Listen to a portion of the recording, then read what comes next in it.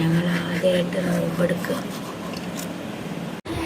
അപ്പോൾ എൻ്റെ മകൾ ലൈഫിൽ ഫസ്റ്റ് ടൈം നോമ്പെടുക്കുകയാണ് കേട്ടോ. ഞാൻ ഒരു കൊല്ലം എടുത്തിട്ടുണ്ട്, പഠിക്കുന്ന ടൈമിൽ എടുത്തിട്ടുണ്ട്. അപ്പോൾ രാവിലെ തന്നെ ഞങ്ങൾ 4 മണിക്കൊക്കെ അലാറം വെച്ച് എഴുന്നേറ്റു.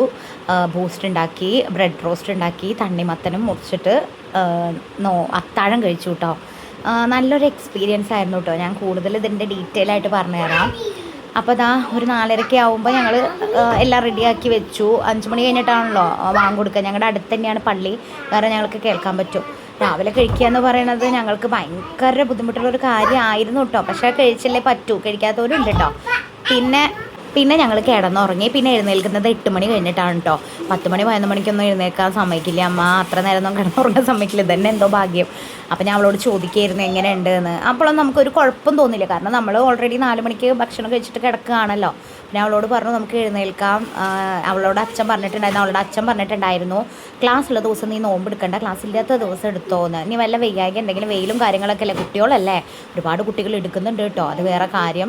ഞാൻ അവളുടെ അച്ഛൻ പറഞ്ഞു ക്ലാസ് ഇല്ലാത്ത ദിവസം നോമ്പെടുത്താൽ മതി, അതാണ് നല്ലത് എന്ന്. അപ്പോൾ അവൾക്ക് ആഗ്രഹം ക്ലാസ്സിലുള്ള ദിവസം എടുക്കണം എന്നായിരുന്നു കേട്ടോ. അപ്പോൾ ഞാൻ പറഞ്ഞു ഇനിയിപ്പോൾ എക്സാംസ് ഒക്കെ ആവുകയാണ്, അപ്പോൾ അത് വേണ്ട, ക്ലാസ് ഇല്ലാത്ത ദിവസം എടുക്കുന്നത് തന്നെയായിരിക്കും നല്ലത് എന്ന് പറഞ്ഞ് മനസ്സിലാക്കി കൊടുത്തു കേട്ടോ.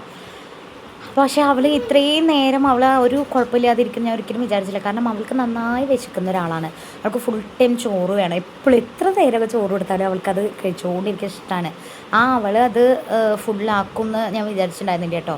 പക്ഷെ അവിടെക്കാട്ടിലും ചെറിയ കുട്ടികൾ നോമ്പ് എടുക്കുന്നുണ്ട്, അത് വേറെ കാര്യം. പക്ഷെ നമുക്ക് അത് ആദ്യത്തെ ഒരു എക്സ്പീരിയൻസ് അല്ലേ, എനിക്കല്ല അവൾക്കതൊരു ആദ്യത്തെ എക്സ്പീരിയൻസ് അല്ലേ.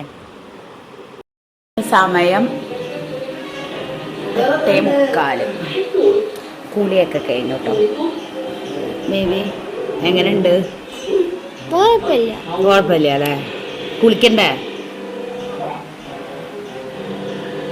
എങ്ങനെയുണ്ട് ഒരു എക്സ്പീരിയൻസ്? ഒരു ഉച്ചയൊന്നും നമുക്കറിയാം അല്ലേ? അപ്പം ഞാൻ പറയാം. പിന്നെ അവൾ കുളിച്ച് റെഡിയായി വന്നു കേട്ടോ. തലയിലൊക്കെ ഒന്ന് എണ്ണയിച്ച് ഷാമ്പൂ ഇട്ട് കൊടുക്കേണ്ട ദിവസമായിരുന്നു, കാരണം നല്ല ചളി ഉണ്ടായിരുന്നു തലയിൽ. സ്കൂൾ വിട്ട് വന്ന ഇടയ്ക്ക് തല നനയ്ക്കാത്തതുകൊണ്ട് ശനി ഞായറുള്ള ദിവസമാണ് തല നന്നായി ക്ലീൻ ആക്കുക കേട്ടോ. അല്ലാത്ത ദിവസം കഴുകാറുണ്ട്, പക്ഷേ ഷാമ്പൂ ഒക്കെ ഇട്ടിട്ട് കഴുകണത് ഈ സൺഡേസിലൊക്കെ ആയിരിക്കും കേട്ടോ. അപ്പോൾ ഞാൻ അവളോട് ഇങ്ങനെ ചോദിക്കാൻ ഇടയ്ക്കിടയ്ക്ക് ഞാൻ അവളോട് ചോദിക്കുന്നുണ്ട് കേട്ടോ എങ്ങനെയുണ്ട് എന്ന്. അപ്പോൾ അവൾക്ക് കുഴപ്പമൊന്നുമില്ല. ആദ്യത്തെ നേരങ്ങളിലൊന്നും കുഴപ്പമുണ്ടാവില്ല. നമുക്ക് ദാഹമാണ് മെയിൻ, കാരണം ചൂടുകാലമാണല്ലോ. പിന്നെ ഈ ലിബാം ഞാൻ അവൾക്ക് വാങ്ങിക്കൊടുത്തോട്ടോ ഫ്ലിപ്കാർട്ടിൽ നിന്ന്. ഡോട്ട് ആൻഡ് കീയുടെ നല്ല അടിപൊളി ലിബാമാണ്. ഞാൻ ലിങ്ക് ഉണ്ടെങ്കിൽ ഞാൻ അതിൽ കൊടുക്കാം കേട്ടോ. ചെറിയ സമയത്ത് എനിക്ക് ലിങ്ക് കൊടുക്കാൻ പറ്റുന്നില്ല. അപ്പോൾ അത് അടിപൊളി ലിബാമാണ്, നല്ലൊരു ഗ്ലോ കിട്ടും കേട്ടോ ഇത് യൂസ് ചെയ്യുമ്പോൾ. ഞാനും ഇപ്പോൾ ഈയുടെ അടുത്തായിട്ട് ഇതാണ് യൂസ് ചെയ്യുന്നത്. അപ്പോൾ ഇതാ കുളിയൊക്കെ കഴിഞ്ഞ് പിന്നെ അവൾ കുറേ നേരം ഇരുന്ന് പഠിച്ചു കേട്ടോ. പിന്നെ ഉച്ചയ്ക്ക് ഇതാ 12 മണിയൊക്കെ ആകുമ്പോൾ അവളുടെ പഠിപ്പെല്ലാം കഴിഞ്ഞിട്ട് അവൾ ഇതാ കിടക്കുകയാണ് കേട്ടോ. അപ്പോൾ അവളിങ്ങനെ പറയായിരുന്നു ദാഹമുണ്ട്, അത്ര തന്നെ ഉണ്ടായിരുന്നുള്ളൂ, അല്ലാണ്ട് കുഴപ്പമൊന്നുമില്ല അമ്മയെ പറയായിരുന്നു കേട്ടോ. വിശക്ക് അങ്ങനത്തെ കാര്യങ്ങളൊന്നും ഉണ്ടായില്ല. അപ്പോൾ വേദം ഇങ്ങനെ പറയായിരുന്നു, അവനെ ഭക്ഷണമൊക്കെ കൊടുക്കുമ്പോൾ പറയായിരുന്നു എനിക്കും നോമ്പാണ് അമ്മയെ പറഞ്ഞിട്ട് ഓരോന്നിരുന്ന് കഴിക്കുക. അതാണ് അവൻ മെയിനായിട്ട് ചെയ്തിരുന്നിട്ടത്. അപ്പോൾ അവൻ പറയണത് അതാണ്, എനിക്കും നോമ്പുണ്ട് ഭക്ഷണം കഴിക്കുക, എന്നിട്ട് പറയുക അവൻ എനിക്കും നോമ്പുണ്ട് എന്ന്. അവനറിയില്ലല്ലോ എന്താണ് ഏതാണെന്നൊന്നും അറിയേണ്ട പ്രായമല്ലല്ലോ അവൻ്റേത്, അവൻ ചെറിയ കുട്ടിയല്ലേ. അപ്പോൾ അവളിതാ കുളിയൊക്കെ കഴിഞ്ഞ് പഠിക്കലൊക്കെ കഴിഞ്ഞിട്ട് ഇങ്ങനെ ഇരിക്കുകയാണ് കേട്ടോ. പിന്നെ അവളുടെ ഫ്രണ്ട്സും കാര്യങ്ങളും ചിലവരൊക്കെ നോമ്പെടുക്കാറുണ്ട് എന്ന് പറയാറുണ്ട് കേട്ടോ അവൾ. പിന്നെ ഉച്ചയായപ്പോൾ ഉറങ്ങിയിട്ടോ അവൾ. എനിക്ക് നല്ല ഉറക്കക്ഷീണം ഉണ്ടായിരുന്നു, ഞാനും കുറച്ച് നേരം ഉറങ്ങിയുള്ളൂ കേട്ടോ, അധിക നേരമൊന്നും ഞാൻ ഉറങ്ങിയില്ല.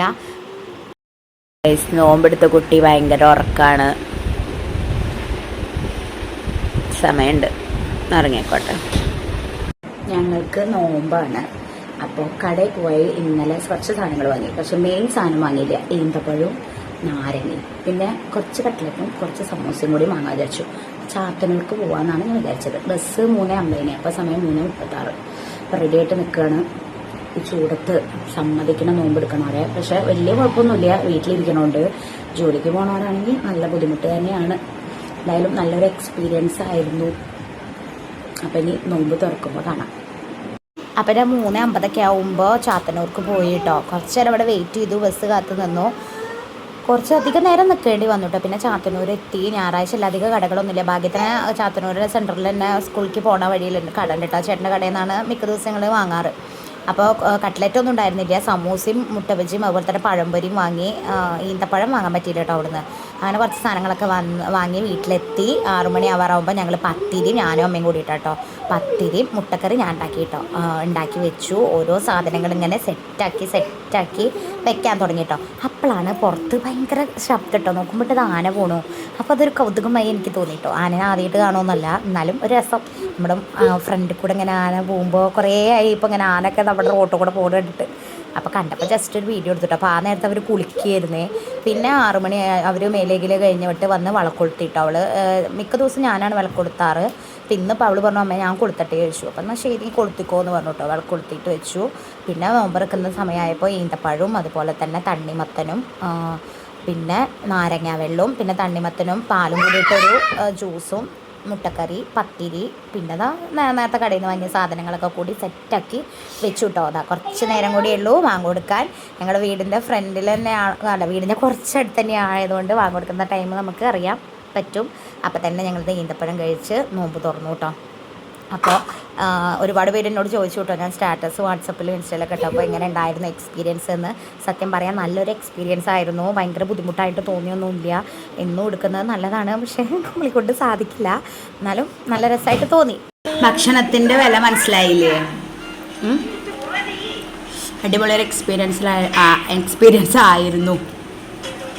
സത്യം ഒരു നേരത്തെ ഭക്ഷണത്തിൻ്റെ വില ശരിക്കും മനസ്സിലായി കേട്ടോ. നോമ്പെടുക്കുമ്പോഴേ അത് മനസ്സിലാവുള്ളൂ എന്ന് പറയുന്നത് വളരെയധികം ശരിയാണ്. എനിക്ക് ഈ സമൂസയൊന്നും ഫുള്ള് കഴിക്കാൻ പറ്റിയില്ല. ഞാനതവിടെ വെച്ചു. അതുപോലെ തന്നെ ഒന്നും എനിക്ക് അധികം കഴിക്കാൻ പറ്റിയില്ല. പത്തിരി മുട്ടക്കറിയൊക്കെ എടുത്തതിൻ്റെ പകുതിയും കഴിച്ചത് വേദുവാണ്. അങ്ങനെ ഞങ്ങളുടെ ഇന്നത്തെ നോമ്പ് വിശേഷങ്ങൾ ഇത്രയേ ഉള്ളൂ കേട്ടോ. അപ്പോൾ അവൾ പറയായിരുന്നു നോമ്പ് എടുത്തപ്പോൾ എനിക്ക് ഇത്ര ക്ഷീണം ഉണ്ടായിരുന്നില്ല, നോമ്പ് തുറന്നപ്പോഴാണ് എനിക്ക് ക്ഷീണം എന്ന്. വെള്ളം കുടിച്ച് വയറ് വീർത്തു. എനിക്കാണെങ്കിലും അവൾക്കാണെങ്കിലും ഭക്ഷണം കഴിച്ചിട്ടല്ല വെള്ളം കുടിച്ചിട്ടാണ് വയറ് വീർത്തത്. അതെല്ലാവർക്കും അങ്ങനെയാവുള്ളൂ. ഞാൻ ഒരുപാട് പേര് പറയുന്നത് കേട്ടിട്ടുണ്ട് നമ്മൾ വിചാരിക്കുന്ന പോലെ ഭക്ഷണമൊന്നും നോമ്പ് തുറന്നു കഴിഞ്ഞാൽ കഴിക്കാൻ പറ്റില്ല, അതങ്ങനെയാണ് എന്ന്. ശരിയാണ് കേട്ടോ. എന്തായാലും എല്ലാവരും നോമ്പെടുക്കുന്ന എല്ലാവരെയും നമ്മൾ റെസ്പെക്റ്റ് ചെയ്തിട്ട് തന്നെയാണ് ഇത് എടുത്തത്. ഞങ്ങളുടെ ആഗ്രഹവും അവളുടെ ഒരു ആഗ്രഹവും കൊണ്ട് തന്നെയാണ് ഇതെടുക്കുന്നത്. പിന്നെ ഇതിൻ്റെ ആധികാരികമായ കാര്യങ്ങളൊന്നും നമുക്കറിയില്ല. അറിയാവുന്ന കാര്യങ്ങൾ വെച്ചിട്ട് ചെയ്തു. അപ്പോൾ ഇത്രയേ ഉള്ളൂ ഗൈസ് ഞങ്ങളുടെ നോമ്പ് തുറ വിശേഷങ്ങൾ.